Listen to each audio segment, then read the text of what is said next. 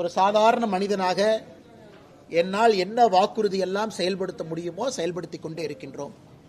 NIA, national investigation agency, மிக முக்கியமாக நம்ம கோயம்புத்தூர் கொடுத்தது நார்கோட்டிக்ஸ் கண்ட்ரோல் பியூரோ.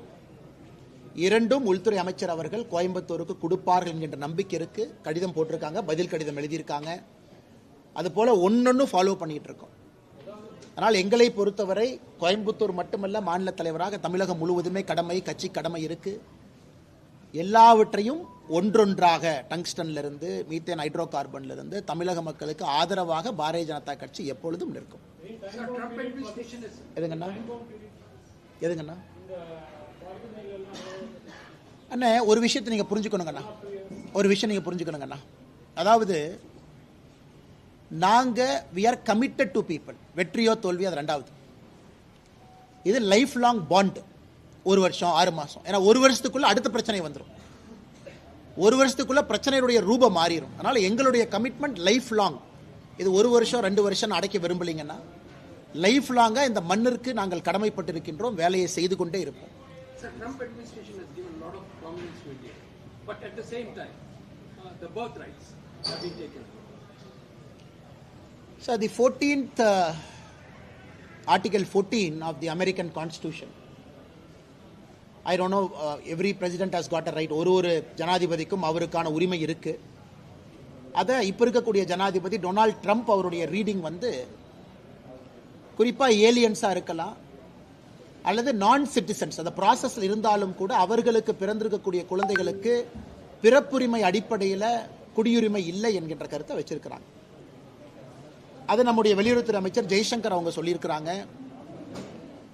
அதிகாரப்பூர்வமாக லீகலாக முறைப்படி அமெரிக்காவில் அந்த மாதிரி இருக்கக்கூடிய இந்தியன் ஏலியன் வெளியே அனுப்புறாங்கன்னா முறைப்படி அனுப்ப வேண்டும். முறைப்படி நாங்க ஏத்துக்கிறோம் அப்படி. ஆனால் ட்ரம்ப் அவர்களை பொறுத்தவரை அவர் ஒரு விதமான அரசியலை மக்கள்கிட்ட எடுத்திருக்கிறாங்க. இது ஒரு புது விதமான அரசியல். ஏன்னா ஒரே நாளில் இவ்வளவு எக்ஸிகியூட்டிவ் ஆர்டர் WHO இருந்து வெளியே வந்திருக்கிறாங்க. குறிப்பா பாரிஸ் அக்கார்ட்ல இருந்து வெளியே வந்திருக்கிறாங்க. டாரிஃப் போட்டிருக்காங்க மெக்சிகோ, கனடாக்கெல்லாம்.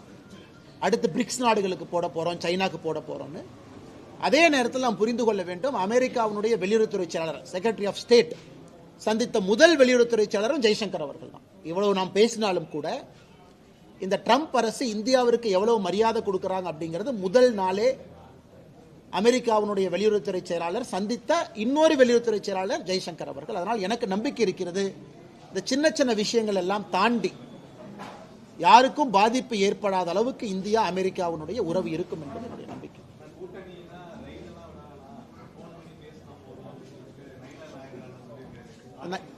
நயினார் அண்ணன் அவருடைய ஸ்டைலில் அவர் பாஷையில் சொல்லியிருக்காருங்கன்னா, பட் அது அவர் கான்டெக்ட் அது சொல்லலை. ஏன்னா பத்திரிகை நண்பர்கள் கேள்வி ஏதோ கேட்டிருந்தீங்க, யாரோ வீட்டில் இன்கம் டேக்ஸ் ரைட் நடந்திருக்கு, அதை பற்றி உங்கள் கருத்து என்னன்னு. அதுக்காக அவர் ஒரு கேஷுவலாக தான் சொன்னாங்க, அது சீரியஸாக அவர் சொல்லலை.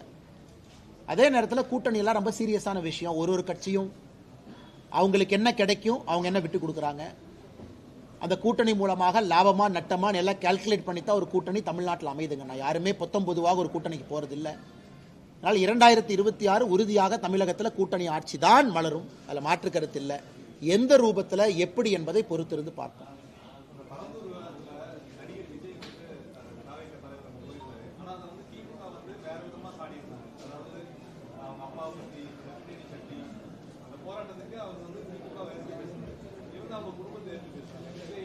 எங்களை பொறுத்தவரை அது விஜய் அவர்களாக இருக்கட்டும், சீமான் அவர்களாக இருக்கட்டும், யாராக இருந்தாலும் கருத்து சுதந்திரம் அவங்களுக்கு இருக்கு. தந்தை பெரியாரை பத்தி சீமான் சொல்றாங்க, கருத்து சுதந்திரம் இருக்கு. கருத்தா எதிர்த்தா ஒரு ஜனநாயகத்துக்கு நல்லது. இப்ப விஜய் அவர்கள் பரந்தூரை பத்தி ஒரு கருத்து வச்சிருக்காங்க. உதாரணத்துக்கு பாரதிய ஜனதா கட்சி சார்பா நாங்க ஒரு பெரிய விளக்கம் கொடுத்தோம். மத்திய அரசுக்கும் இதுக்கு என்ன சம்பந்தம்? பரந்தூரும் பன்னூரும் நீங்க கொடுத்தீங்க, நாங்க அப்ரூவ் பண்ணோம் ரெண்டையும். அதுல பரந்தூர் செலக்ட் பண்ணாங்க. அதுக்கு முன்னாடி பரந்தூரும் மாமந்தூர் அனுப்பிச்சாங்க அதிமுக ஆட்சியில். திமுக வந்த பிறகு மாமந்தூர் தூக்கிட்டு அவங்க 2 புது ஊரை போட்டாங்க. மத்திய அரசை பொறுத்தவரை மாநில அரசு அனுப்பக்கூடிய பட்டியல்ல மத்திய அரசு என்ன பார்ப்பாங்க? பக்கத்துல விமான நிலையம் இருக்கா, இங்கே சுற்றுச்சூழல் பிரச்சனை இருக்கா, 2-3 விஷயத்தை பார்த்து அனுமதி கொடுப்பாங்க. ஆனால் இன்னைக்கு சென்னைக்கு விமான நிலையம் வேண்டுமா? கட்டாயமா வேண்டும், அதுல எந்த மாற்று கருத்து இல்லை. ஏன்னா இந்தியாவில் ஒரு பெரிய நகரத்தில் சிறிய விமான நிலையம் Chennai, Delhi 5000 acre, Hyderabad 5000 acre, Bangalore 4000 acre. கோயம்புத்தூர்காரங்க ரொம்ப கோபமா இருக்கிறீங்க, அண்ணா எங்களுக்கு 300 ஏக்கர் கூட இல்லை, அங்கே நீங்கள் 2000 ஏக்கரை பற்றி பேசுறீங்க. சென்னை வெறும் 1000 ஏக்கர். ஆனால் இன்னைக்கு விஜய் அவர்கள் போய் சில விஷயத்தை பார்த்துருக்கிறாங்க, நீர்நிலைகளை பற்றி சொல்லியிருக்கிறாங்க. இதை சரி செய்வதற்கு மாநில அரசு முயற்சிக்கணும். அது விஜய் அவர்களாக யாரு வேண்டுமானாலும் சொல்லட்டும். மத்திய அரசா நாங்க என்ன கேட்கிறோம், ஒரு ப்ரொபோசலை கொடுங்க, செஞ்சு காட்டுறோம். இதான் எங்களுடைய ஸ்டாண்ட். அதனால விஜய் அவர்கள் சொல்லி இருக்கக்கூடிய கருத்துல நியாயம் இருக்கு. அதை மாநில அரசு சரி செய்ய முடியும்னா சரி பண்ணுங்க. அரசியல் கட்சிகள்ல வேலை தானே. எல்லோரும் அதை ஒரு பிரச்சனையா மக்கள் கவனத்தை கொண்டு வர்றாங்க அரசு கிட்ட.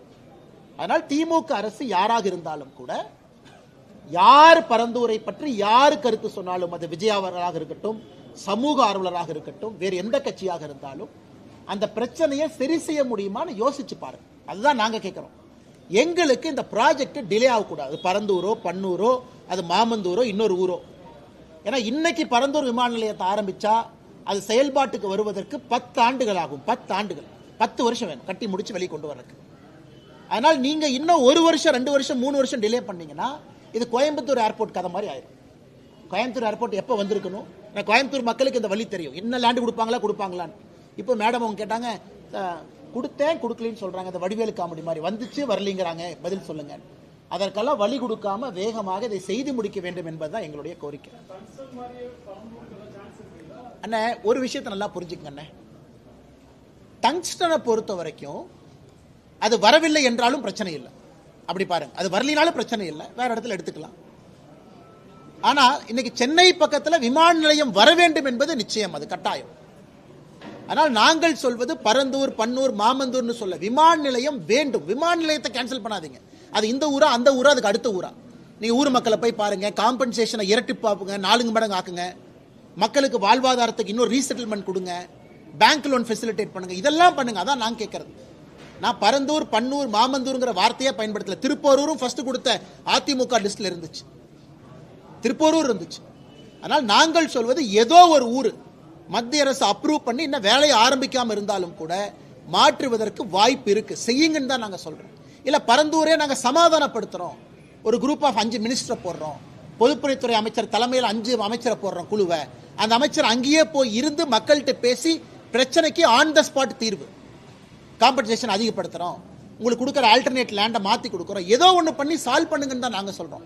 அதற்காக தயவு செய்து விமான நிலையம் வேண்டாம் என்று சொல்லாதீர்கள் என்பதுதான் எங்களுடைய அடிப்படை. இது